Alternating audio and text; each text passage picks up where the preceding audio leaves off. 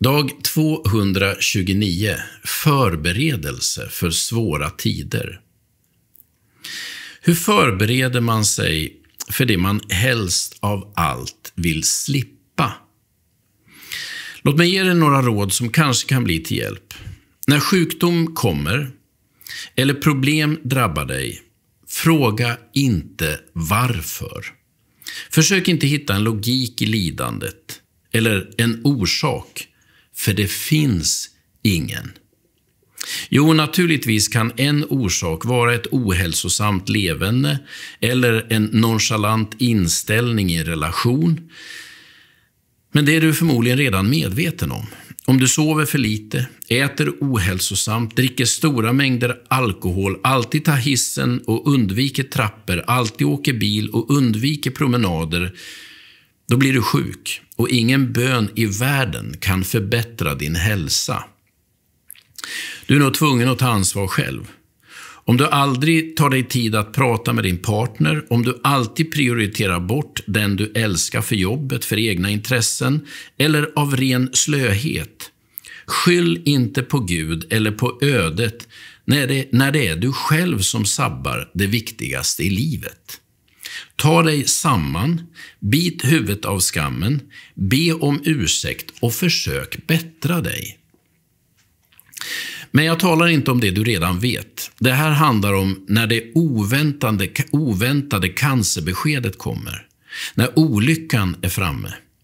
När den du älskar sviker trots alla dina försök att vara till lags. Jag talar om det lidande som drabbar oss alla utan urskiljning och utan att det finns något självförvållat skäl till det. Fråga inte varför. För det finns inget svar.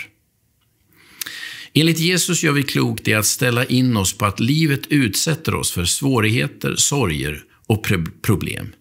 Försök inte hitta en mening i det som bara är meningslöst. Den här tillvaron ligger under tomhetens välde enligt Romarbrevet kapitel 8 och vers 20. Det betyder att det finns saker som drabbar oss som är tomma på betydelse, som saknar innebörd, som till och med tömmer oss på mening. Förbered dig genom att rota dig i Gud, inte genom att försöka fly bort från det svåra. Paulus skriver i Kolosserbrevet att vi ska leva med rot och grund i honom, allt fastare i den tro som ni har undervisats i. Kolosserbrevet 2 och vers 7. Det är genom rotsystemet som växten överlever svåra perioder. Det som sticker upp ovan ytan kan få stryk, men om rötterna är starka hämtar sig växten igen.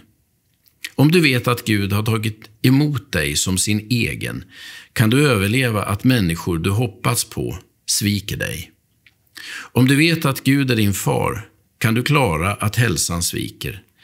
När ditt rotsystem fördjupas hos Gud, blir din möjlighet att överleva svårigheter bättre. Och svårigheter kommer. Gud välsigna dig den här dagen.